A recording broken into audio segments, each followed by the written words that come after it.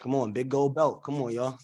Absolutely. I really need that big old belt. What's going on, y'all? It's your girl, My Desire. And of course, we are back with another review. This is the final season of the Peacock original and the hit TV series Bel-Air. It's your girl, My Desire. And we are back with the Culture Collective, sponsored by and powered by, as my friend Lucas will say, Big Gold Belt Media. And of course, over here, you know this guy, who it is. JC23. And over here, we got a new face. Go ahead and introduce yourself, sir. How y'all doing? So I'm Meech, and on all socials, it's Real Dimitri. Appreciate And we y'all. are a trio. Okay, it's three of us, uno, dos, tres. Okay, and super excited to be here. Lots to review, and yeah, we late, but y'all rock with us, so it's all good. So I'm gonna jump right in and get started. As we know, we left off the last season. Your boy Will got snatched. Geoffrey was nowhere to be found. And there was a lot happening. LaMarcus was in the bed. We knew and assumed that he had passed away. And turns out that he did. So the season opens up. We got Will running. We have flashbacks of, you know, him being kidnapped. And we were trying to figure out how they were going to actually pull this season together, right? Because it's very hard to like start where you left off, so to speak. But unfortunately, LaMarcus has passed away, right? And we see that Hilary is doing social media and she's doing these appearances. And I'm gonna start with you, Denny. What did you think of that when you saw the post, essentially, like the actual post where it's like, you know, keeping his legacy alive, you know, RIP LaMarcus? Initially, I felt she was doing too much. I'm not gonna lie. I was like, you haven't even had a chance to mourn him. Like, I feel like it was a way to distract herself. She's not taking that time to really lock in with herself and how she feels. And as we see later on in the episode, like it kind of shows like a spiral effect of like keep doing these appearances, showing up for everyone just to make a face, or to save face or whatever the case she thinks she's doing. Instead of like taking that time, it's okay to heal. A lot of times, people who have celebrity partners put out a statement before they do a freaking actual interview, and I feel like she was doing way too much. I'm gonna take it over to you real quick, Beach. On Denny's part, right? We see, and we're just gonna stick with one storyline for right now. So we see Hilary goes to the school, right? She goes back to Bel-Air Academy to talk, you know, and just to say a couple words on the fact that they honoring LaMarcus. What did you think about her speech and her walk off in terms of like what she said? Honestly, I think it all hit her at once when she was giving that speech, where it's just like, I lost my husband who really supported me in all aspects of things that I wanted to do, from social media to cooking, everything. And then also, I think she had a moment where she even said, where she's like, LaMarcus deserved better than her. I was actually shocked that she said that, but not shocked at the same time, because she did do him kind of dirty. So I'm just going to give it to the audience real quick, right? We're talking about how basically she had that night with Jazz. Although they didn't do anything, she left her ring over there, right? Jazz ends up coming to where were they at again? I can't even remember where they took the Hamptons, right? To bring her the ring. And she confesses to LaMarcus that, you know, that they kissed a long time ago, whatever have you, a couple of however long time it was, right? So perhaps this is the guilt that's boiling over in terms of having her like run off of the stage.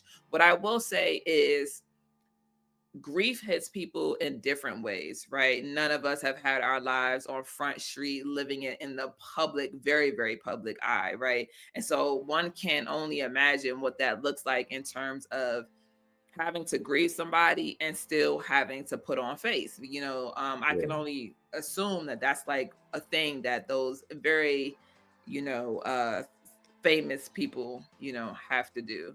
Uh, Um, I disagree a little bit. I feel like if you are genuinely hurt, take the step back. usually when people act on these things, it's because they're going for the cash grab of the moment, the hype of the moment. But that's not what this was for her. I didn't get that from her in this case, so she should have took that step back. Yeah, I Honestly. don't think it's a cash grab. I think it's not wanting to sit in the pain. And if you've ever really grieved somebody, sitting still hurts more than moving. So, Facts. that's one of those things that I think she just took a different route, and we all Right. grieve differently. So, Okay. we get to see that we have this intro with Aunt Viv and Uncle Phil, and they're just let's be clear before I jump, right? So Aunt Viv is basically trying on the pillow underneath her stomach, right? We didn't and I want to say that the pregnancy test, yes, was positive last season, so we already know she's pregnant, right? um they're having a conversation. She literally has not said anything, and we'll stay with their storyline right here, is that Phil is like just lottie dottie, just living his best life at this point, right? Viv gets the offer to do the painting for the head sister. I can't remember her name, but Regina right, there we go, yeah Regina, thank you. Baxter. Yeah. And at this time, I think we're starting to see that Aunt Viv is very nervous, which is, it's not surprising, right? Because, and I'm not gonna lie, as a woman who wants to get pregnant, the phrase geriatric pregnancy, I told my OB, she had one time to say that and I was punching her in the face, right? Of course not, but I'm just saying it feels that way because, like, it's just a pregnancy, right? Geriatric is walking around with a cane. Like, come on, like, what are you? Yo, I listen. mean, it's the truth, but That's do what you comes to think? mind when you think of that word, That's right? what comes to Yeah. mind. That's because you're looking at it so derogatory, man. Geriatric, just because you're old ass is old, just be After old. 35, geriatric sounds crazy. Like for somebody that's Exactly. After 50, okay, geriatric is okay, but 35 is nuts. But Yo. I'll go to you real quick, Mish. What did you think, knowing that obviously Uncle Phil is completely oblivious that Aunt Viv is pregnant? She has yet to say anything about it. I mean, honestly, I was wondering why she was waiting to tell him. I get that she's older, but in my mind, I was looking at it as, hey, children are a blessing. You guys got out of this rough patch. Here's a situation where this is a physical like being that would be the representation of y'all love. That's what I was thinking personally. Okay. And Danny, I'll take it over to you because we have the biggest reveal, which is Uncle Phil is trying to toast some champagne to be like, "Oh, my baby got a painting," and Ashley, big old mouth, is like, "So you not pregnant?" What did you think about that scene playing out the way that it did? Ashley is gonna wake it up. Okay, I love Ashley's character because she's gonna wake it up. All the time. She definitely did. I feel like Aunt Viv should have kept it a secret, and Ashley should have minded her business. Because first of all, you are here wilding, Ashley, and the other kids is almost out the house. Like, why would I want to start over? Like, you're a freshman in high school. Why would I start over? Like, I could have my family out the house and have my partner back. I can have my husband back. I can have my wife back. We got a house that we worked hard for. Our kids are out doing their own thing. Why would we want to start over with a brand new baby? Geriatric pregnancy or not, it's the starting over. That's the thing. Like, I think maybe because I'm a parent, I get the weight because I started over. Right, my son was 9 when I had Wyatt. You feel me? So Ethan was 9, then Wyatt was born. So it was like I was on my way, and then so I get it. So, but here's the thing: you say that as if Aunt Viv was going to not, like, if she was gonna have a right. You know what I mean? Like, knowing this, knowing the storyline. I'm gonna throw this over to Denise. Knowing the storyline, that does not flow. So what made you? That's the thing, because you keep on trying to know the storyline. They already told us they gonna give us some Easter egg, but it ain't gonna be what we thought it was. Like, every character that they brought back in, it was in a different capacity than what we thought they were gonna be in. Every storyline that we thought for the main characters. Come on, I'm just saying, like, even with the way they approach the old way, it's a new way, and I'm waiting to see what else they bring into this, because who knows? What if So- that isn't baby Nikki? What if That's what I was gonna what if ask you. they You lose? don't What if think- they lose this? What if they lose this child, or something does happen, and now the next child is the one they keep because they lost this one? Like, I don't know. We don't know. Like, we don't Yeah, we know. don't. So I'm We saying, don't know. and this We is don't. That's true. like, but then I again, just, I think would personally just it's say- baby Nikki, but I see your Yeah. point though. We don't know. you know, I don't want to be the one to jump to conclusions too fast. Like, I'm glad it came out how it did, but we Right. don't know. Right. I'll let the show come to me, okay? You guys are trying to. I respect Baby that. Nikki's here. Like, no. No. I mean, I'm not saying that baby Nikki is here. I'm just saying that I think we all know Aunt Viv enough to know that she's not taking the road out. Her and Uncle Phil are going to tough it out. Yeah, they was about to be empty nesters, but that's not the vibe I get from them. Whether or not they were going to change the story, I don't think it would have gone that way. But Maybe we see that Uncle Phil is quite thrilled, right? As we taper off on their storyline, he's thrilled, and he makes a joke about if somebody thinks that they're the grandparents picking up daycare. Did you Meech, did you think that he was going to react differently, considering that he realized that it took Aunt Viv so long to tell him? No, actually, I didn't think he was gonna react differently. I think he was coming from the standpoint of, I'm gonna allow her to tell me, and like I'm sure he wanted to know sooner, but he allowed her to tell him in her own time, because I think she also was still processing the fact that, like, wow, I'm pregnant, and when our kid is 18, you're gonna be 64. She literally said, I did the math. Hey, doing the math is dangerous. I'm not gonna lie to you. I First of stopped doing all, the math because girl math is always being done at all times. Okay, I feel like that. So, Viv is not an exception to the rule. She's not an exception to the rule. I'm just saying. I mean, you gotta think about that. So that's why I'm thinking the empty nester thing could be a real feasible idea. Like, I'm gonna be 64 with a 18-year-old. That's crazy. Listen, I do not want to think about any more numbers. So moving on. Your girl Ashley, okay? Ashley has always been the character who just kind of says what's on her mind, and she has no problem actually, like, I mean, in a way that's kind of sometimes abrasive. I think she's gotten better. So we see her, it's not really much to focus on, but we see her having a steady relationship with Eli, right? And we like Eli. I do like Will and Carlton's little bad boy kind of play. I thought that was a nice little nod, right, to Will and Martin in terms of like them ganging up on him. So I thought that was really cool. The only thing that I will say is that Ashley taking her mom's pregnancy test to school is wild. Okay. Wildly inappropriate. I'm not gonna lie. Them pressing Eli like that was corny to me. But if they would have found that pregnancy test, that would have been crazy. Now that was the plot twist I was hoping for in the show. I'm not gonna lie. That Will and Carlton seen the pregnancy test in her book bag during school time before Ashley got to talk to the mom about the pregnancy. But that didn't happen.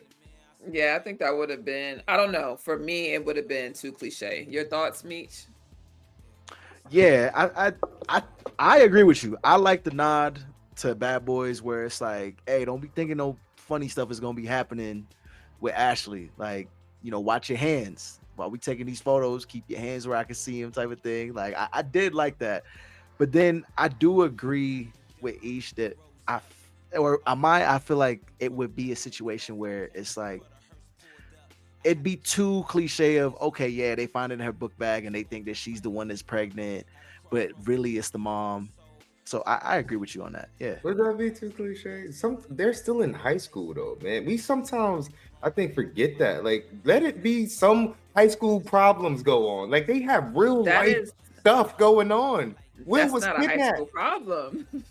She's not even in high school yet, though. She's a freshman. She's a freshman.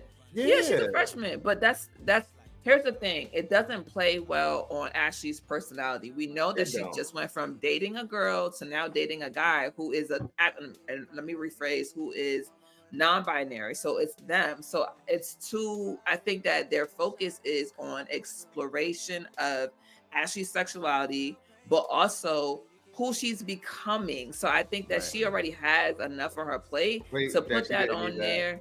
Yeah, I would, me personally, I just feel like we've come so long away from that black girl, young, pregnant type of thing. I didn't even view it from that perspective, like the black girl. But I'm like, why the freak do you have? That's nasty. It's another person's pee on that stick. She ain't thinking about all that. She ain't thinking about all that. Let's get to the nitty gritty real quick before we go into the deep stuff. Your girl, repeat offender, okay, it's back. Take your time. Take your time. All right, she's back, and I'm like, she could have stayed where she was at. You know what I'm saying? You know what I'm saying? And listen, I'm gonna ask the audience real quick, what are their thoughts? Because this is gonna be one of those points, right? I'm ready for the smoke, so let's go. But yeah, I'm good. She could have stayed where she was at. She's back. She's out of rehab, and she's now attending Bel-Air Academy. And before Denny goes on his long save him speech, I'm gonna come over to you. What did you initially think about Amir from last season, and what do you think about now that she's back and she's attending Bel-Air Academy?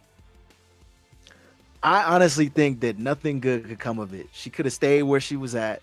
Cool. I commend the fact that she went through rehab and she's better now, but she did not have to come to Bel-Air Academy. I feel like that whole interaction with her and Carlton, it was a bit awkward, and it's just like, hey, like glad to see you, but wasn't expecting you to be now going to Bel-Air Academy. Mm-hmm. And let's just let's keep it real. Last time she was around, she was causing problems, and she's still causing problems. Yeah. All right. So we're gonna go over to Denny and let him save her. Go ahead. No, say how you feel first. I already did. I did. Okay. Yeah. I feel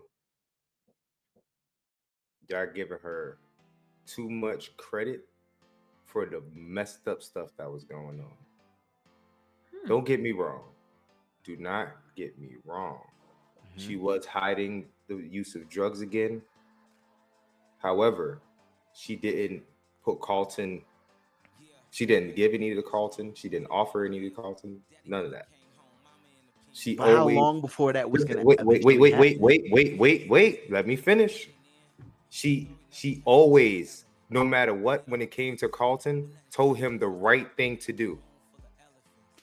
Only risque thing she did was give him head while he was driving when they was high.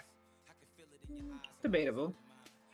I'm saying I'm when you think about how she shows up for him versus how she showed up for herself, I feel for her a little bit, because she was moving out of love, and we already know she has a problem with addiction, and he was moving selfishly, not thinking about her, but she's thinking about both her healing and his healing. And I feel like her coming back from rehab and still being willing to be cool with him after him ghosting her while in rehab, that's crazy. Wait, she ghosted him, right? No. Okay, well, hold on, let me rephrase that. She could not have her phone, I'm sure, in rehab, so they did not communicate. That's not on either of them. I don't blame Amir for Carlton's behavior. Let me be clear. I just don't think that the storyline is necessary to be back in this season. I think that. How do you know you've grown unless you're challenged? You can be challenged and not. You can grow and don't necessarily need to. When we're talking about addiction here, right? They clearly were very dependent on one another in this addiction. I do not, again, like I said, I do not blame her for Carlton's actions. His actions are his own. However, she's not coming off dependent in this episode, though. I didn't say she was. I'm just saying that she could have stayed where she don't need to be back. But yeah, but I'm saying the way she showed up, the way she showed up, I feel she deserves to be here. She said the reason I'm here is because of these programs that's gonna excel me. We're not gonna you act really like come on. we're You really not think gonna we're that's the not only gonna do reason? that. Listen, No, of course, I'm not doing that. Of course, Carlton and Lisa being there was a catalyst. However, Exactly. listen, we see in the episode that like when Carlton moving funny, she don't chase him. She say, "Hey, Lisa, come over here." He's not okay. I will say that he's moving funny, but she don't need to chase him. You've been gone. I haven't. Let's hypothetically That's say what I'm saying. because Like, so it's not and like Cali. I'm saying Carlton isn't her focus only.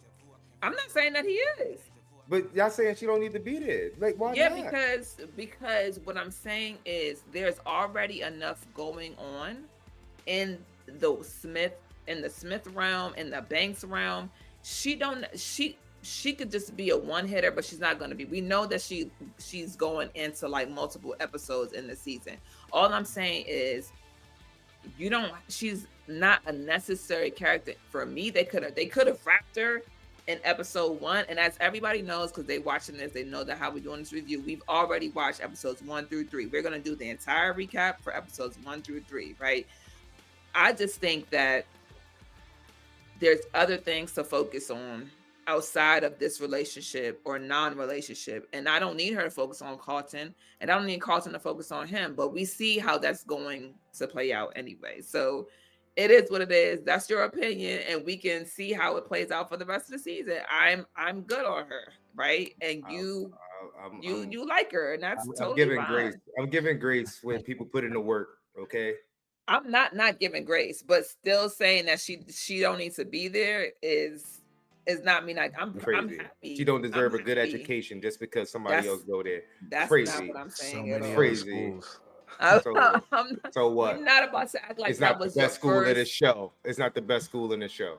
Not doing this with you. Anyways, as we see, we're gonna jump into the meat of everything, which is your boys Carlton and Will. Black Cess is doing their thing. You feel me? They ordered, it's popping, everything is sold out, right? I love to see it. That means they came off the summer on a nice little, doing their business thing. But we see that Will is having flashbacks. Like he genuinely, somebody bumps him in the hallway and he's like zoned out. He's gone. He's thinking back to when he was taken and how that situation is played out. We also don't know where Geoffrey is, right? So there are a lot of different things that are happening here. Will is having these moments. Lisa and Carlton are like, yo, are you good? He's like, yeah. But we see him go down this path of going with Jazz to some lady's flower shop, making up a story to get the footage, finding the footage, all these different things. And we know that some nonsense is about to take place, right? So to you, Meech, were you expecting, and really the wrap of this is that Will finds the G-Wagon, Carlton cleans the image for him, he shows up and he's outside of this house, right? And they decide to bash the car up. Were you expecting it to go that far? What did you have, if any, opinion in terms of like what he was going to do once he got the license plate? I feel like his kids, that low-key was the only thing it is that they could do, because it's not like they could look up the license plate or has some adult or something to find out who this person is or where is Geoffrey. So I feel like they did it to get a reaction, one, so that, okay, who are these kids that bashed this up because they're looking for Geoffrey? But then also it was a way for them to get out that anger and frustration that they felt in that moment of, you came here, you took someone from our family, and here it is, we're trying to find them. So we're trying to do whatever it is that we can to do that as kids. Right. Agreed. Denny, thoughts on, Will and Carlton smashing up the car? And I'll just point out that Will does mention, like, he gets into a little tiff with Uncle Phil about where have you been? And, well, why aren't you looking for Geoffrey? Why aren't you doing anything? Like, what is your thoughts on that particular instance? I feel Will was right to challenge Uncle Phil. I feel Will was right to damage the car. I feel Carlton should have minded his business. But I like that he did have his back. But that could have ended badly for both of them. But for Will, the reason I understand it is because he was the one physically taken in this same vehicle, who he continuously having these flashbacks or these trauma flares of like that incident and hearing the gunshot and things like that. That's triggering for him. So to get that release out, I think that was definitely something that he needed.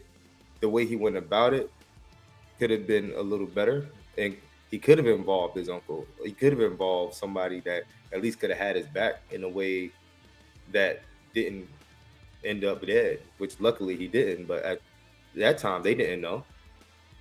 So I feel like challenging Uncle Phil was good. Doing it was good. Carlton.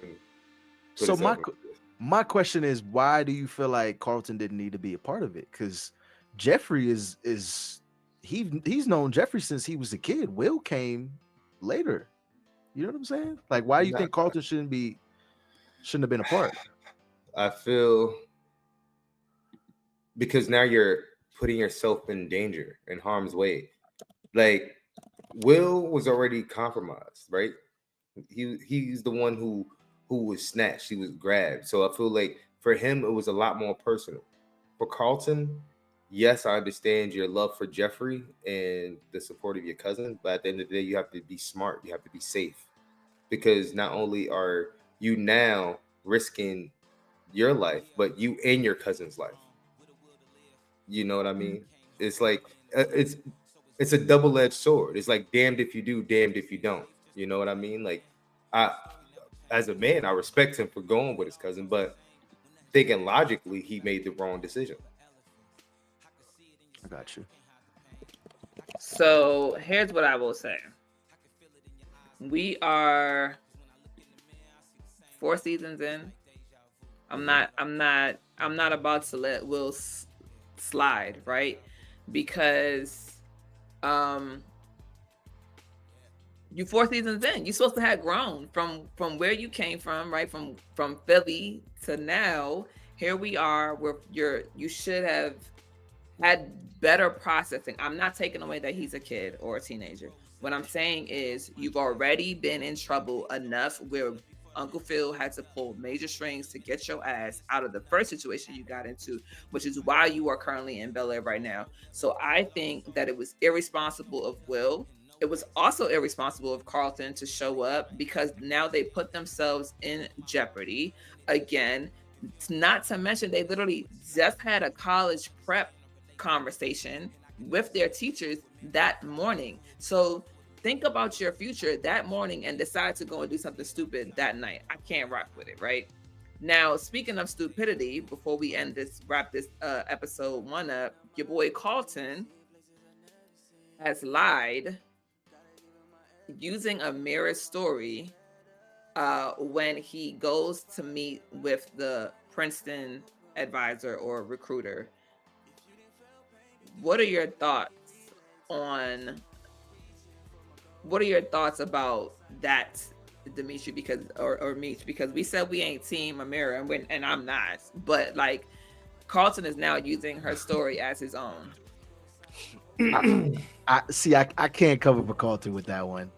Mm-hmm. I can't. I'm sorry, because for me, it's like I get that you really want to get into Princeton. I understand. I feel like he feels like he has to give this story of perseverance and going through, and it's like, you've done that. You didn't need to use Amira's story. He didn't. I personally did not like that. I felt like it's like, Carlton, you said that you're new and improved, but just without the 8 ball. Be your authentic self then. Come with your own story. That's how I felt in that moment. I felt like, it's like, bro, you didn't need to do all that. Like, I get that you want to get into Princeton, but you want to get into Princeton that bad that you're gonna compromise your character. So I will say, because I know Denny is, we're gonna just look at him. He's ready. You don't have nothing to add, huh? Of course. So lastly, before we fully move in, I just want to shout out Lisa getting a full ride to the one and only Howard University. What a beautiful, beautiful ode to HBCU inside of this episode.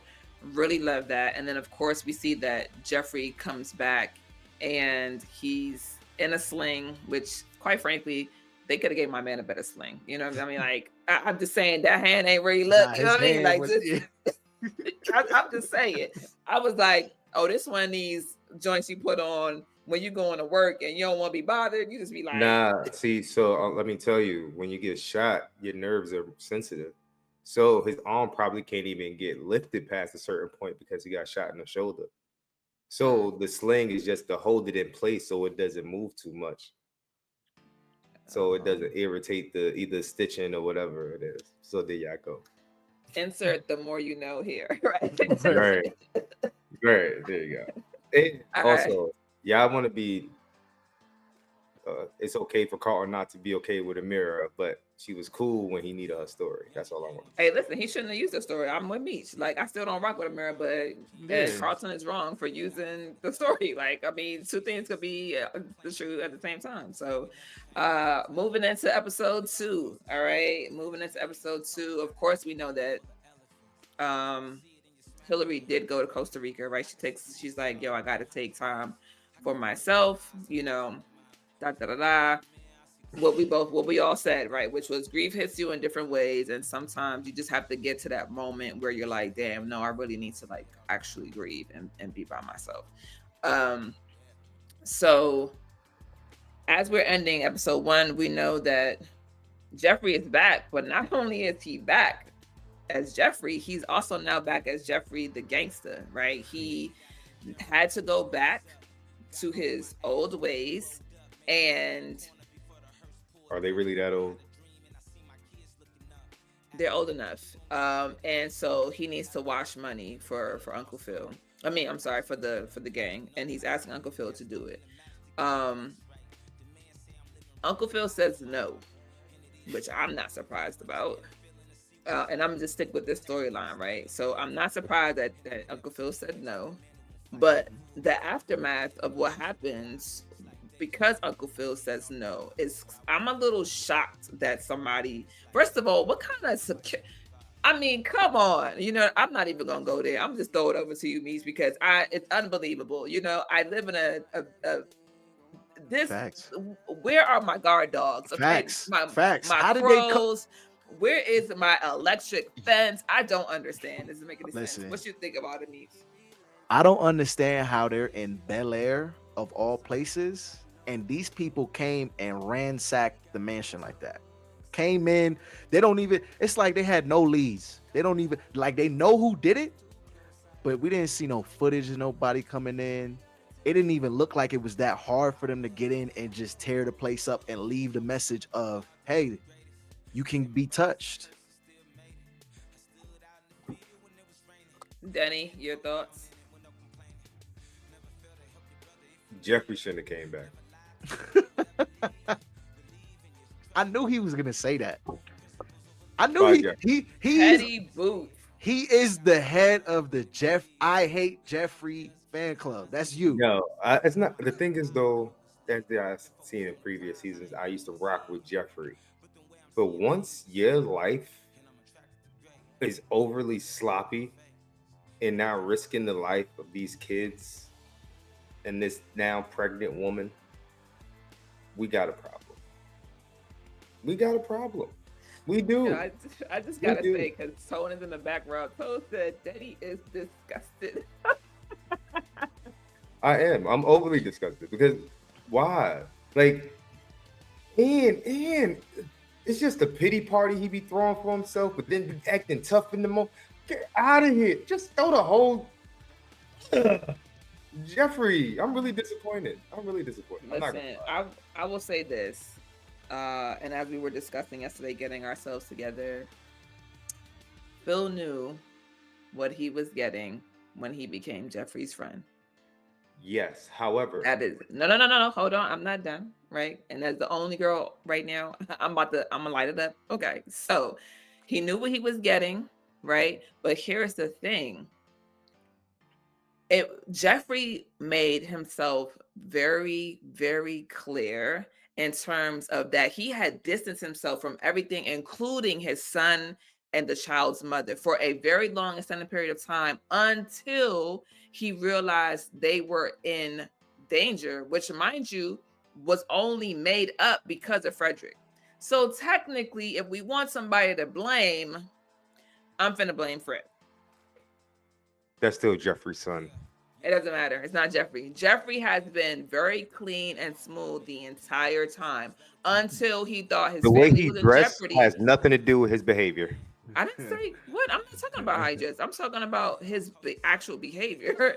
He was very smooth and very clean the entire time, right? So he only put himself and the Banks family at risk because he thought his child was in danger, which I think is honorable. He's always been an honorable person. That's just who he's been. So I get that right now, unfortunately, they are in danger, but that was never Geoffrey's intention. Unfortunately, it's a side effect of him opening the gates of going to save his kid and going to save their mom. But that was Geoffrey's mess didn't like follow them intentionally, because he had been very clean up until Freddie arrived in Bel-Air. All I want to say, Geoffrey didn't have to kill who he killed. So ultimately, it's still Geoffrey's fault. Nobody told him to join the gang. Nobody told him to kill the boss. Nobody told him to flee. Where's the grace now? A Mirror fan. All right.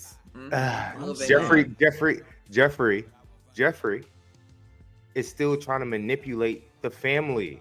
He's strong arming Phil. He told him, you can't say no more.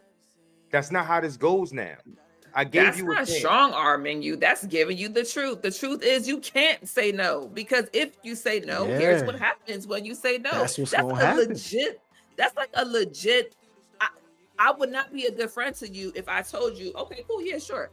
And then the house gets broken into. Like, no, I'm telling you, you can't say no. That's not how this works, right? And then we see the ripple effect, because not only do they smash up the house, but now that they've smashed up the house and Phil decides to go and meet them face to face and have conversations, oh, she's also called the cops on Will and Carlton. This is a ripple effect. I don't think it has anything to do with Geoffrey's strong arm. I think it has everything to do with him trying to warn Phil about this part of his life that he knows very well and that Phil does not. Like, we're not gonna sit here and act like Phil is a gangster. He is not. I ain't gonna front. Phil acting real tough. I'm not gonna lie, man. He acting real What tough. if you know what? I just had a thought a thought that just came to mind for me, where I was like, how were they able to get into the mansion and do that? Is what if Geoffrey gave them something where they were able to get past everything? Mash up the place. Now you on my place. He had all the security at the party for what? Because he had two security guards at the party. Because I didn't like how Geoffrey said to Phil that you can't say no. Because it did almost seem like, hey, I'm warning you, but I'm also letting you know that you have to do this. What if Geoffrey's benefited from this in some way, shape, or form? Come on. But not in the way that you're thinking, though. Not like benefiting Frederick and his wife. He already said that. Hey, listen, double-edged sword for Geoffrey right now, right? It is what it is. So we see that's the conclusion for the Geoffrey situation. Geoffrey's only back for the money cleaning, the money laundering. He's not back because he cares about the family. Disagree. You're wilding for that. That's that's crazy. He cares about the family, but that's not the reason he's back. Do y'all not get that? He's taken away. He was taken away. They let him go to do that. They let him that does not go the way they needed to go. They all will die. Do y'all miss that part? Nobody's missing that part, but also he is the reason why Will is alive. Like, that's literally the thing is, Geoffrey needs to do this. He needs to get the family to do this because that is how he guarantees their safety. It's an unfortunate side effect of him coming back to save Will. And again, back to I love Will, but sometimes you be doing stupid stuff, bro. Jeffrey is gone. Don't go to his apartment. What are we talking about? Like, I'm sorry, I'm not like I don't understand. Like, it's mad simple, right? Like, In that you regard, know that yeah. you know that Jeffrey is into certain things, right? Jeffrey been done told you. Ben done Right. told you 3 seasons. Again, you got 3 seasons of Jeffrey telling you. So like, that's all I'm saying, right? I'm not, you know, I get it. Yeah. like me said, everything is a possibility. Maybe Ridiculous. Jeffrey did say, "Come in here and mash up the place." We don't know. We gotta figure it out when we get to the season finale. Okay, so moving on. Let's move into this, let's move into this weird ass shit right here. Please. White Seth? Come on. Come. Hey, I gotta say, this was a very interesting choice because while it is very important to showcase like that this is actually what people real life think, I was actually mind blown because it was very well played. And so I'll go over to you, Mish. What were your initial thoughts, and like how did you feel the way that the boys handled it? I actually really liked the way how Carlton handled it, where he was the one that spoke to Connor and is like, "What are you doing?"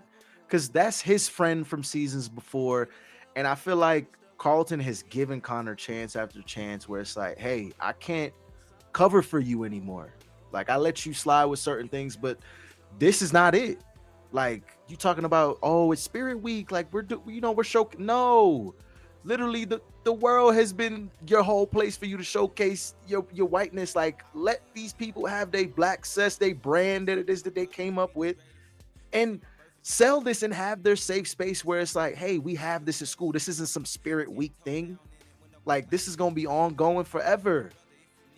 Black access, like you talking about, yeah, like I know what it stands for. I was very upset. Very upset. Absolutely. Danny, your thoughts? I'm not gonna lie. When it comes to Connor, I hear that. I'm sorry, but when it comes to Connor, I kind of expected it to be joking from Connor. I didn't like the joke. I don't accept the joke, but I can understand his negligence in it. What pissed me off was the one boy that stood firm in it after Connor apologized and took his hoodie off. Because that was a teachable moment, and they used that moment properly, I feel, until challenged by the other white kid. So I think I like the way they handled it. They handled it great. They should have beat that little white boy up behind the school. I ain't gonna lie. They should have got him. But they did handle it well. And their reaction to it being words instead of fist first, I really appreciate it. Because that could have went so far left in a public school. Oh yeah, I would say in public schools. I will say this: I don't give Connor Connor could catch all the smoke. He definitely knew better, and him and his cronies deserve to get hit by a pickup truck. But with Connor, like Tone said, like he is used to Carlton letting him slide on these type of jokes. So yeah, but initially he didn't think too deep. However, as this teachable moment is now in play, it's how Connor shows up from there on out. You feel me? Because even at the country club, Connor checked his dad about some weird stuff that he was saying. You feel me? So it was like here's what I would say. I don't know. I can't agree because I feel like the first 2 seasons, absolutely. First season, definitely. That last 3rd season, Carlton had been telling Connor about himself and that he needed to chill out on multiple occasions, right? On different situations. So for Connor to think that this was cool, I can't. It's a dig. Like there's get you. something about these spaces that no matter what, and no matter who, if they fake they your friend and they not your friend, it's a dig. Like I can't rock. And so as we see, and again, I love the odes to things that are actually happening right now, real lives 2025. Uh there's a teacher who comes, breaks it up, and he's like, Will and Carlton, or what's the other guy's name? Because I forget his name. He says that he's not Drew. gonna let him slide. Drew. Drew. He's like, I'm not gonna let you. Oh, you're just gonna let him like walk away. You're not gonna tell him to take his shirt off, right? Nothing happens. Everybody's dismissed, and then they get an email or a memo announcement that's sent out saying that earlier on campus there was an incident, and so because of the incident, now all of the eclectic or culturally based Right. groups are going to be merged together. What do they call it? I think it's called belonging and inclusion. Mm-hmm. Yeah. The way my eyes rolled so hard in the back of my head, okay, disrespectful, and then basically told them that they can no longer wear any paraphernalia at all, including black vest, right? Mm-hmm.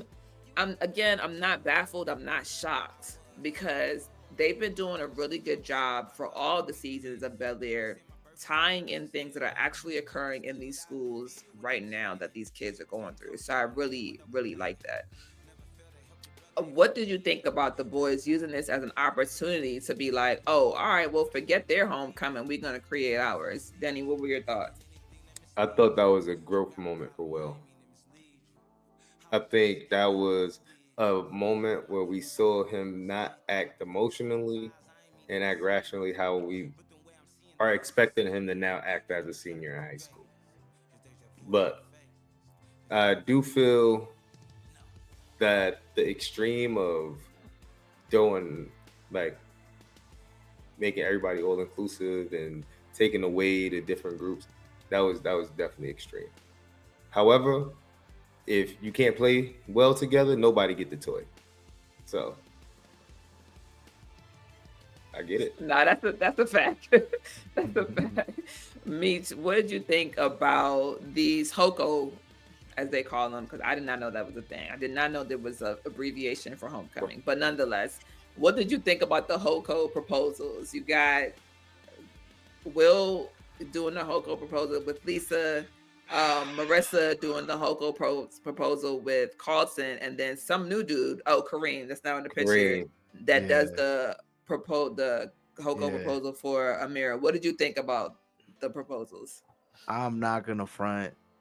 I was cringing the whole time that I watched these proposals. I am not gonna lie to you. When Will got down on one knee for his, I'm like, bro, like you could have just let the confetti come out and would you go with me to homecoming? Him getting on the knee was a bit much.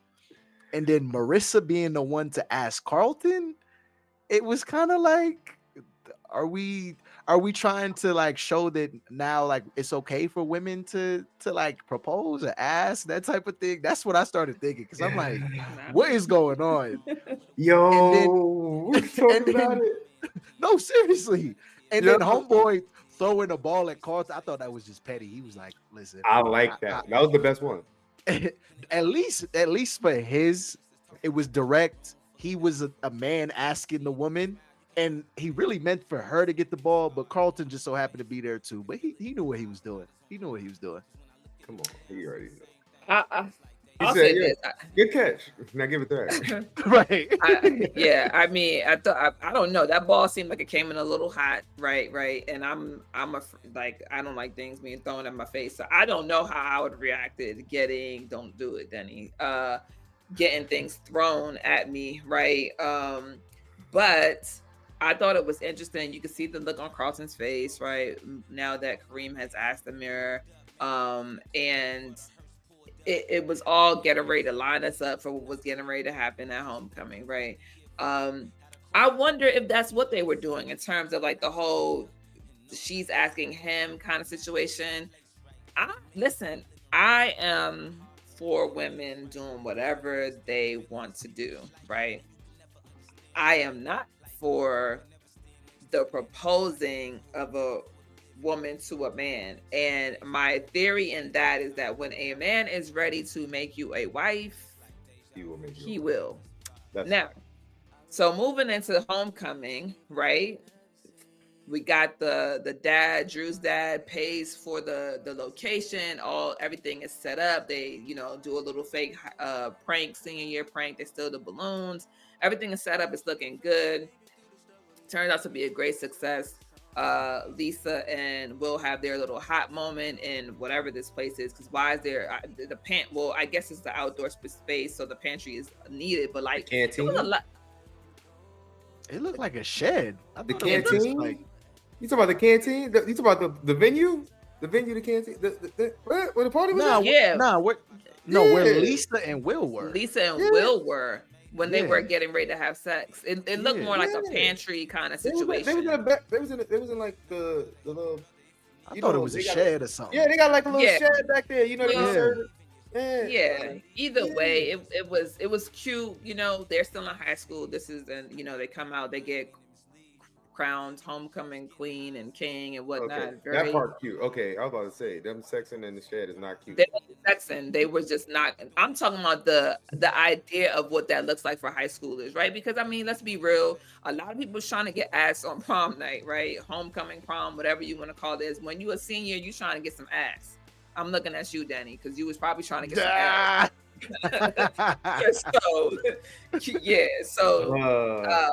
We have, we have the success and everything is good, but then we have that moment with Amira and Carlton where he basically is constantly dancing with Marissa, but looking at her, and then they have the moment where she's like, I'm not your person no more. We've grown and we've maybe grown apart, whatever. And I'm not about to try to make you see my worth. And that's one thing I will agree with, right? It's like Carlton doesn't know what he wants. We knew that, but he ain't know that apparently. So great. Thoughts on that, Denny? I feel all jokes aside though, Carlton shouldn't even had the gall to look a mirror in her eyes, nigga. That's how I feel about it. He shouldn't have the gall, because why would you use her story and act like everything is okay? Like, I'm still on that. No, and you tried to flex on her after your little proposal, and then she got proposed to in front of you, and you got your little feelings hurt. So he should have just backed out gracefully after that. I'm not gonna lie. Carlton should have let it go. Shout out to her. Shout out to her. I mean, hey, listen, these things happen. Yeah, we know. What I will say, and she gave him a last piece of advice before she walked out his life. Come on. Oh my gosh. Maybe she's an Aquarius. Okay. So Meech, what did you think about Amira calling Lisa like a goody two shoes? So much so. First of all, and that's like I'm not saying this to be mean, but I will say this. Amira has a way of getting under people's skin, right? So much so that now you want to try things that you wouldn't have tried before, right? So is that on the mirror or on the person? I'm not saying that. I didn't say that it was on her. I'm just saying that she has a way of getting under people's skin, but you know what you're doing. Let's be very clear. When you say certain things, you know exactly what you're doing and why you're saying it, because you're saying it to get a reaction. Now, before you jump off the fence, I'm going to give it to Meech real quick. Meech, what were your thoughts about Amira saying what she said about Lisa, and then Lisa deciding to like join whatever the Flamin' Hot Cheetos or whatever their name is called? Yeah.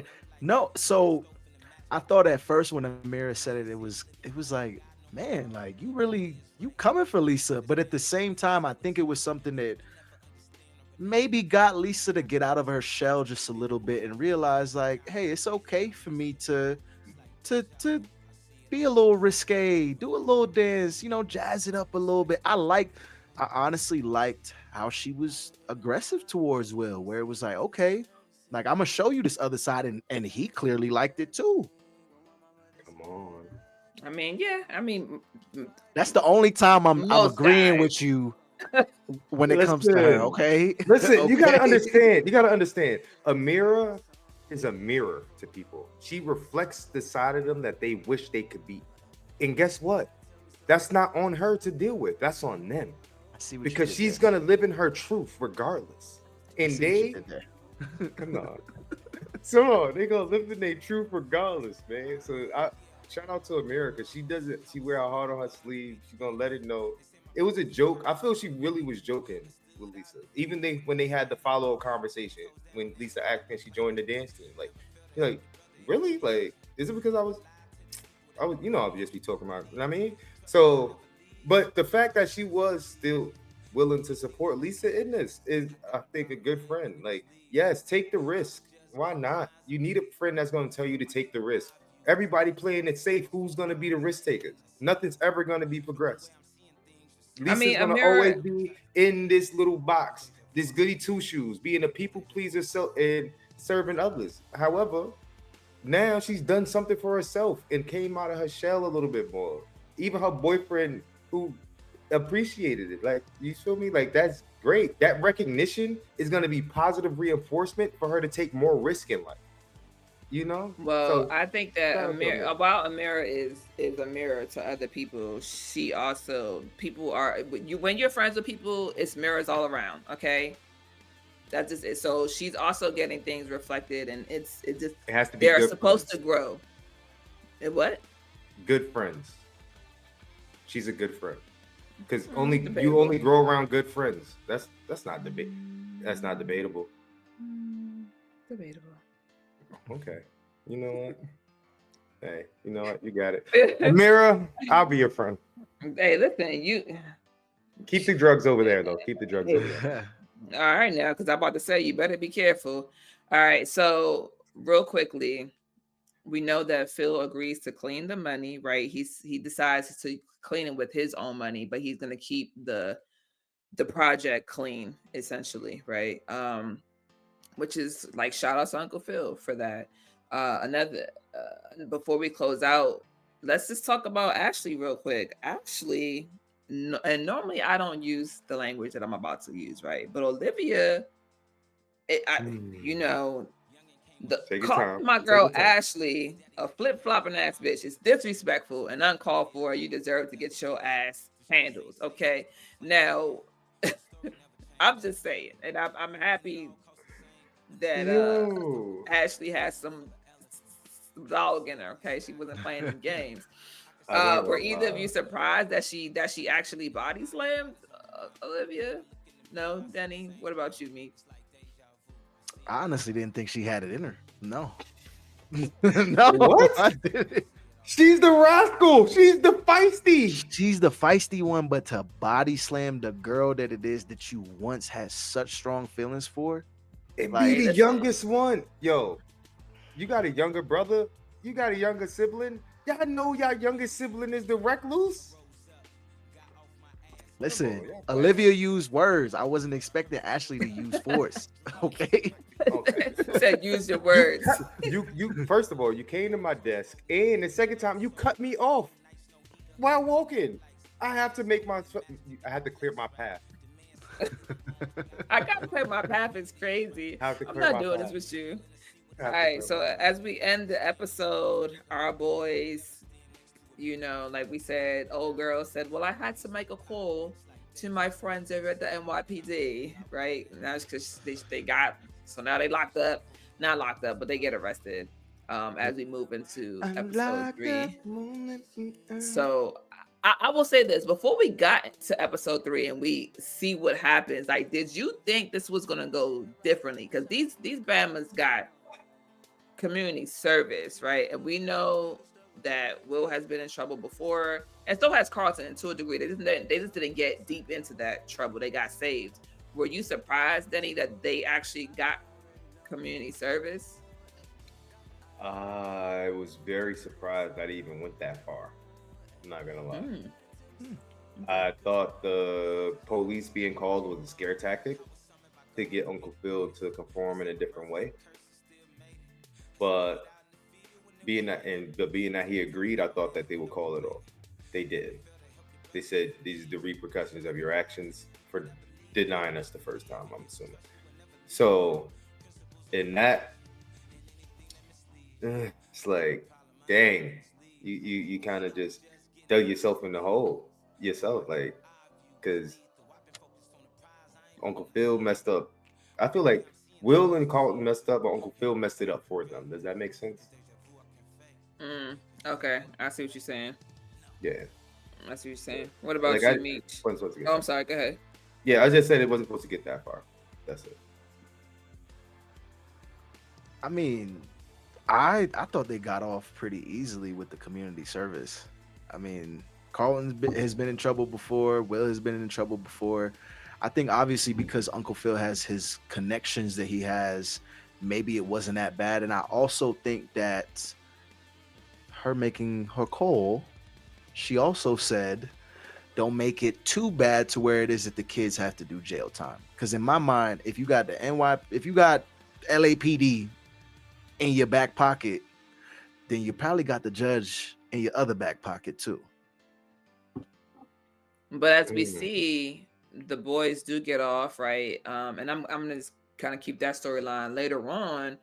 Phil talks to Geoffrey. This is after he comes home, not having Thanksgiving or whatever, and he says, "You know, I know this judge to be a hard ass, right? And somehow the boys got off with this community service."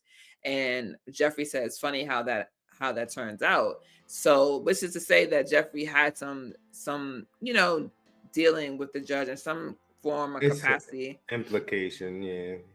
right, to get the boys, so I mean, I'm not gonna say that I don't want them to do anything harsh, right? So I'm happy, but I will say I agree with Denny. I wasn't sure it was gonna get that far. I thought for sure that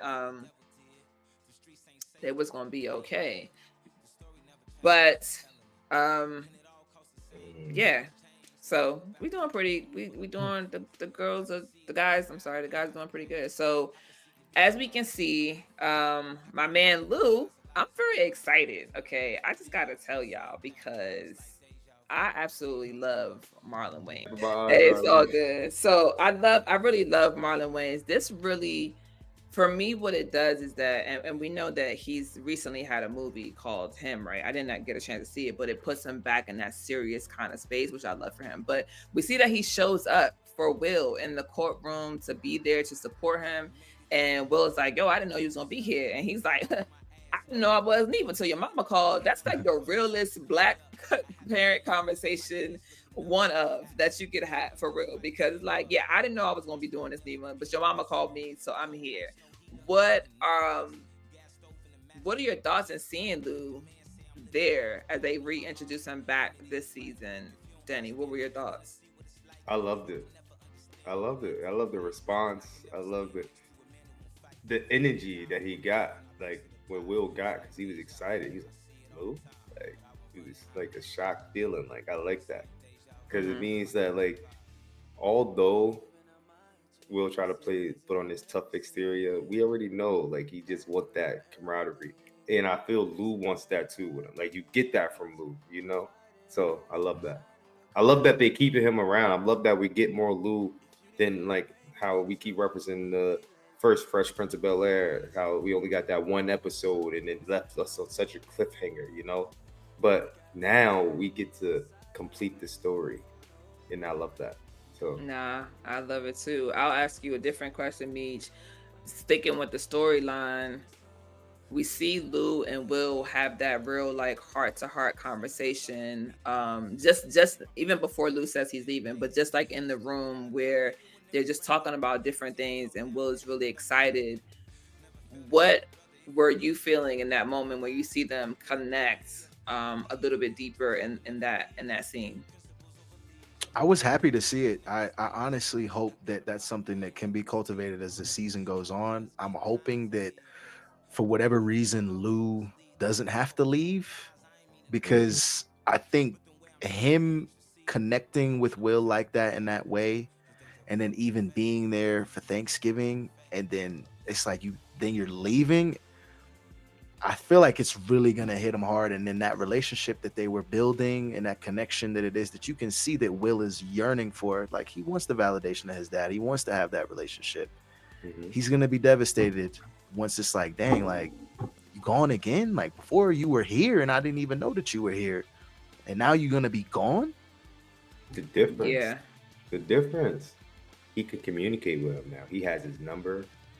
He's gonna be in Philly next to his mom. So now when he goes back to Philly, he can see both parents. Lou and and Vi have a relationship, a co-parenting relationship now. Hence her calling Lou to show up for their son at court. Like I think we put too much weight on him living in the same house or living in the same vicinity, not realizing he don't live in the same place as his mom, but he still love her the same. But he So, grew up with her. So right, what I exactly, but was it's all about the intention and the effort. And Lou is doing that part so far. So I say give him, you know, I think it's so I will say that I agree with the both of you, but I agree with Meech more, and the reason why I say that is because, speaking from experience as a child who only lived with my mom, right? When my dad was around, he was around. It was good. But once we had that separation, talking to him is not the same, right? Like I got my heart broken. Where you at? You know what I'm saying? Like, oh, I got into this car accident. Where you at? Like the physical presence is a lot different than just that phone call. It's not the same. Yeah, we have, this is 2025, right? We're getting ready to go into 2026. So we got all the FaceTime and the Google Meets in the world. It's not the same. I can promise you it's not. Like needing an actual hug and to be able to hold your hand. Now I'm not saying that you can't um he's have not that alone. relationship. Hold on, I'm not, it's not about being alone. It's not about being alone. But both Will and Lou have to be intentional to where if seeing each other in person like at least once a month, right? Something, there has to be a physical in-person connection, because this is, we're talking about a child to a parent. We're not just talking about like like we've had this conversation before, right? Like me and my husband do not technically live together at the moment. But when I have a bad day and I want to hug, not being able to hug him actually messes me up. So as a young girl who's going through something, needing my dad and wanting my dad to be present, to take me to prom or to be there with me when I do get this heartbreak, it doesn't hit the same as a phone call. It's just never going to. And I'm not saying that there aren't good relationships that don't exist. What I'm saying is there's a different aspect that a physical in person allows for in that relationship. But I do think that Will and Lou, like Will said, he's like, we can talk, you know what I'm saying? And he's in a space now where he's about to go to college, so it's different. So they're gonna be able to build that relationship differently. But it's That's all still I'm saying. not, He's not a child anymore. no, yeah, I mean, He's I'm not a not child. saying, He's a young man. That's yeah, all but I'm saying. your But it's a parents should different still, dynamic if he was going to UCLA and his dad lives in LA than his dad lives in Philly, who he didn't grow up with. You see what I'm saying? All I'm saying is you only look at things from that perspective when you don't appreciate time. It doesn't matter how much time you spend together as long as you cherish the time spent. And it's I feel like listen, because I feel like a lot of the time we get caught up on like, oh, it wasn't physically. Listen, sometimes yes, being physically there is an advantageous feeling, advantageous thing to have. However, that doesn't limit or change the way you can love and support somebody from a distance. That's all I'm saying. yeah, And I don't think it Will and can. Will and Will saying that we could still talk and da means that he was open to that. As Lou is He over here eating himself up of how can I navigate this, but Will is giving him a olive branch to like, like it's okay. You got to do what you got to do. I still got to do what I got to do. And as Lou preaches to him, like as a man, you got to stand on your own to make sure that you're good. So let's be clear as we wrap this up. Will saying do what you got to do at the dinner table was a shot. That was a jab that, damn, we just got together and now you are leaving me. Like, let's be very clear. That's what that was. He had a moment to think about it. And then he was like, you know what? We still can have a conversation. this and a third. But while Will is a young adult, he still has unreconciled feelings about Lou not being present. So we can't act like that just I'm not isn't there negating because that. it I'm not is. negating that, but the past is something that you're gonna have to work on gradually. Absolutely. It's not something that you're gonna just get right away. And I can't be there for you if I can't sustain myself. I'm not I can't disagreeing be with there you. for you. If so yes, he was emotional in the moment. Of course, we're gonna be emotional when we don't get what we want. But guess what? We can't always get what we want. It's not And about just getting but what you want though. it So is but though. I'm It not is gonna in this situation. It is because although you may feel entitled to now getting all of this time because this is your father, at the end of the day, they still have to show up a certain way for themselves, and he's gonna do his part in showing up for Will. and he should. And that's why he went to Phil to discuss that.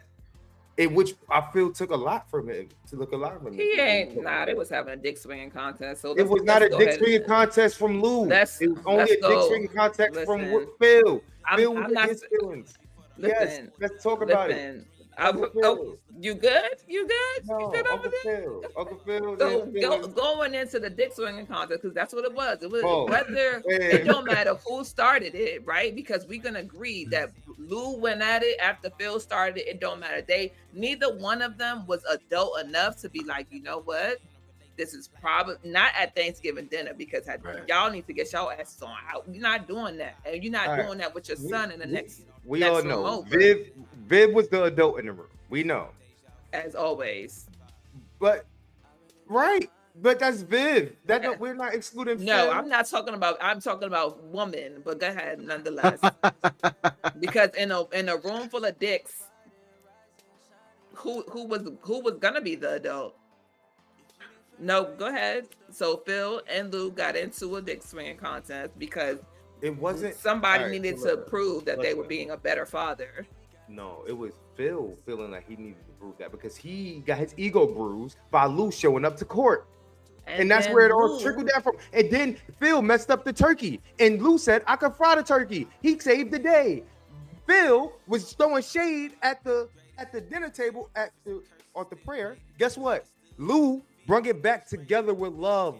And then Phil threw another shot. And then Will said, I'll be happy when we can eat. Because now he a pastor. Now Phil a pastor? I ain't never hear Phil quote a Bible verse in my entire 3-4 seasons of watching him. No, he didn't. He quoted a Bible verse. No. Yes, he did quote a Bible verse. I never heard him do that. But he quoted the Bible verse. Listen, he forgot to mention Lou. So yes, but it's still the same. It's a dick swinging contest. Who cares who started it? The point is, oh yeah, Lou too. That's not forgetting. That's you throwing shade. Yeah, but that's what I'm saying. He forgot. He intentionally forgot to add Lou in. Yes, he did that on purpose. And then Lou decided to say, no, he did not. Let's be clear because I got good memory. He said, "Oh, I'm also grateful that Phil finally feels that I am worthy enough to be welcomed in his home during Thanksgiving." While it has some truth to it, it was also being shady and sarcastic. Okay, so like I said, the dick swinging contest that did nothing but Lou saying he was leaving, and that created the whole conversation. And that made Phil look, and that's where Ashley get it from. Her big mouth ass daddy. Look right there. Because Lou just came to you in confidence as a man, and you gonna do that. You didn't care about hurting your nephew. You didn't care about, the only thing you cared about was hurting Lou. And that's why Phil is the problem in this situation. Boom. Yeah, he definitely is the problem in this situation. Meech, anything to add? Nah, y'all just been going at it back and forth. I'm just saying. This is what happens when Daddy began to his, I'm a little in my feels in this episode, okay? Listen, I feel like Lou could have been the bigger person and just let Phil do his whatever. And he would have looked even better. He didn't need to partake in it. So I definitely been done when you got history. But listen, it is easier said than done, but I agree. And I also think that Phil is an asshole. So I mean, I'm not discounting that, but I think that sometimes what did Michelle say? She said Don't When bring me they down like go that. low, we go high. Cardi B said when they go low, we go lower. Okay, so we need to figure out where Who we we gonna be listening on the to? spectrum. Right. Who we That's listening all I'm to? saying. That's all But I'm you saying. know, we see that like Thanksgiving does go off without a hitch, right? In terms, well, I won't say it like that, but they pull it together, right? Right. Carlton is like, yo, we gotta cook because Hilary's not gonna make it. Mom is clearly going through it. She's pissed off because Ashley done got into a fight. Ashley just stole Lick out the house. Carlton and Will got arrested, and they had to do, you know what I'm saying? All these things are happening, and she's pregnant, and she's about to bring another one of these troublesome ass kids into the household. I don't want to cook neither. Okay, y'all do that shit yourselves, and call me when it's done, and make me a goddamn plate. Okay. Um, so you know everything is it comes together, you know what I'm saying, and I think like this is like the epitome of in the best way possible is that families are always going to have disagreements, there are always going to be arguments, there's always going to be misunderstandings, but at the end of the day we end in love, and that's how this episode ends, right? We see that Phil and Lou have a conversation. Phil gives him the tickets that actually Will had was asking about to take Lou to the game. So it's a full circle moment, right? And I love that for them because at the end of the day, and it's something we always talk about, right? It's like the kids that matter. And he's not a child, but he's a child, right? And he's the important part of this. And so we also have that moment where Carlton comes through and gives his dad advice, which I loved a lot to really see that. So I'll throw it to you guys because you guys are men, you are sons, you have these, you know, you've had relationships or have relationships with your father. What did you think about this particular moment, and how did it make you feel as a son? And I'll start with you, Meech. I love that Carlton did that. I think it was great that one, Phil was receptive. It was something where it's like, okay, you were able to hear me, you were able to understand. And I feel like as a son, me, like just me personally in my life itself, if I'm able to come to my father, even though I may be younger, I still have knowledge myself, and just giving you some game where it's like, hey, you're doing the best that it is that you can. I understand, but here are some ways that you can be even better. So that for me, I loved it. I thought it was definitely a teachable moment as well, where I think for other men that were watching this, even fathers, felt like, maybe I need to be more of an ear to my son when he's saying certain things. Because I feel like for me, growing up in a Caribbean household, they would always say children are to be seen, not Not heard. heard. That's a Yeah, fact. we all heard that, man. That's what it is. I ain't gonna lie. What were your thoughts, Danny? My thoughts.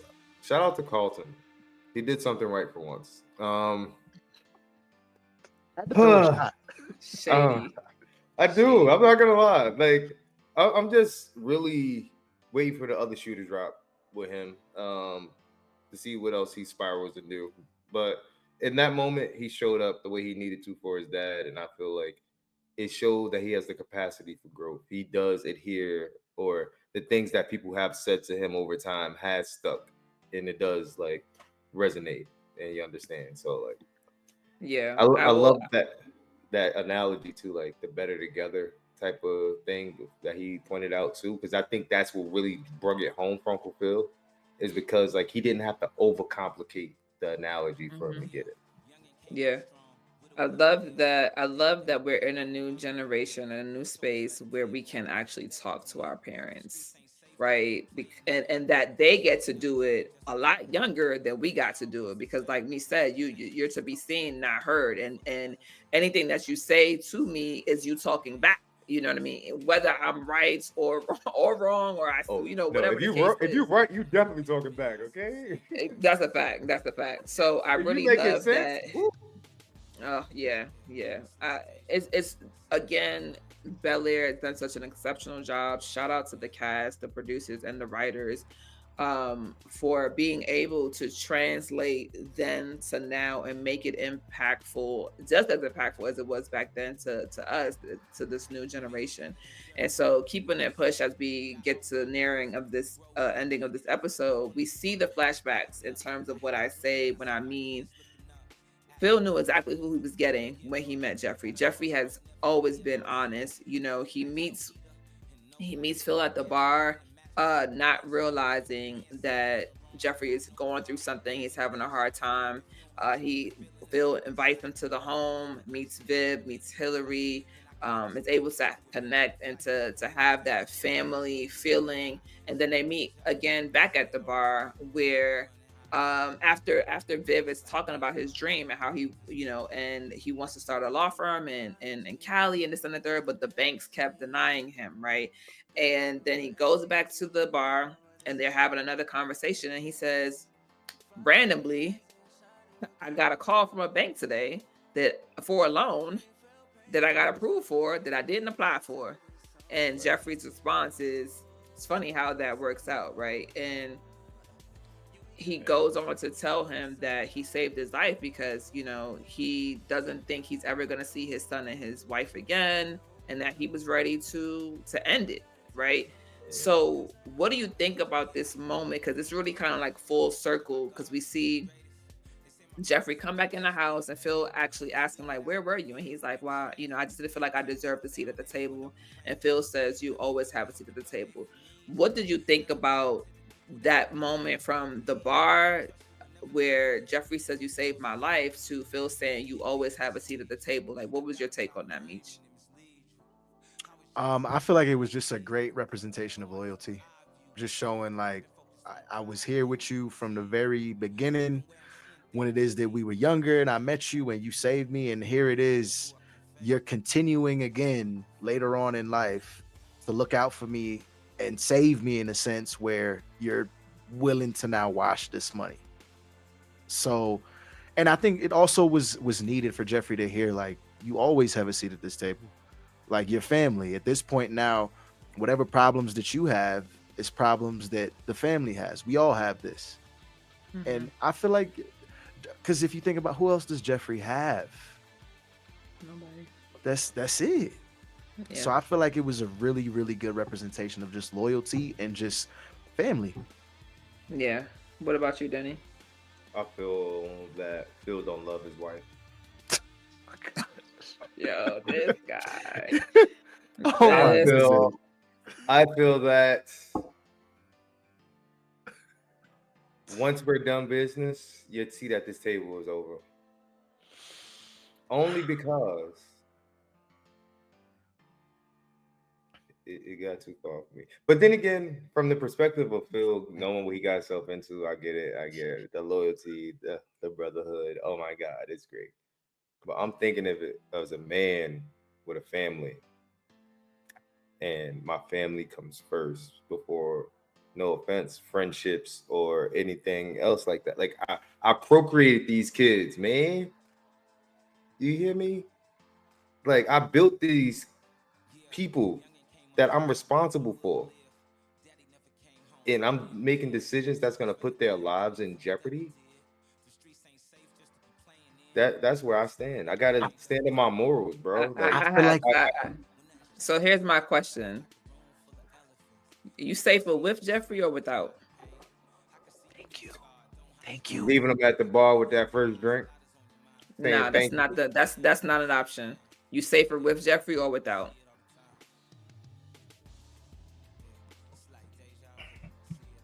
The thing is that we don't know. We don't know what Geoffrey's capacity is in this yet. I don't trust him fully. That's fine, but you're still not safer without him. We don't know that. Okay. Okay. He gangsta on the low. No. He up and left. Let's be clear. He up and left my guy because he was trying to get the family safe. Come on. What did they do? They kidnapped Will. He ended up coming back, putting his family in jeopardy, getting Will, and then trying to make a deal, getting caught in the process, and now he's here. Whether or not Geoffrey is who he say he is remains to be seen, but over 3 seasons he has been consistently himself. You knew he was a gangster. He's never hid that from you. You're not safer without him because whatever ADT system you got, it failed your ass. That's because Talk Jeffrey about gave it. him the codes. We don't know All that. right. That All was a right. speculation. All right. Everything Now, is speculation right now. Until we get some as- concrete evidence, until we get concrete evidence, everybody's Jeffrey's a in the suspect. house. They're gonna be picking. Listen, Jeffrey's in the house until then. All right, until then. And so as we wrap, we know that Aunt Viv knows about this because Phil has decided to be transparent. Love this for them. That's growth from season 3. So making sure that they actually on the same page. So love that. He says he got a plan. I'm interested to see what it is. I had a lot of different concoctions flowing up in my head, but as we end out, he might love his wife. He might love his wife. I'm not doing this with you. So as we end out, I'll ask you, what are your predictions for the remainder of the season? Danny, I'll start with you. Predictions. More drama. I feel like we might lose another person, unfortunately. I'm not sure who that person is. Maybe it might be Noma. Shout out to Noma or whoever the lady playing this lady. I've meant to mention that. She was in Power with Tariq, the book 2 Ghosts. And her, she was the bad guy, Noma. Yeah, so yeah, I like her character. I'm looking to see more of her character development, but I think she might get packed up for real. Other than that, Will and Lisa, I think they might have some little turmoil. Carlton is gonna keep playing this love triangle with Amira, and Amira's gonna hopefully not go back to drugs, and that's where we're going. Okay, Meech. I'm hoping to definitely see more of Lou. I am curious to see what Lisa and Will's relationship is gonna be as time goes and they get closer to, okay, where's Will gonna be going to college? We know where Lisa's going, but what if there's some distance? I do think there's gonna be some friction in their relationship as the season goes. I'm curious to see. I don't think that Aunt Viv is going to lose the baby. I know they did a little preview that made it seem like something happened with that, but I don't think she's going to lose the baby, and I think that we're going to be introduced to Nikki. I think premature baby. Maybe get a premature baby.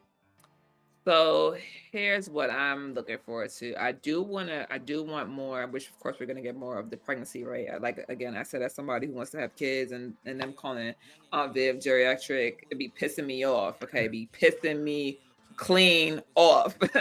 I want to see what that, like when me said, what's that gonna look like? You know, long distance relationships when you're young at heart, people be like, oh, let that go. But you know, if you really love, let it go, it'll come back. Listen.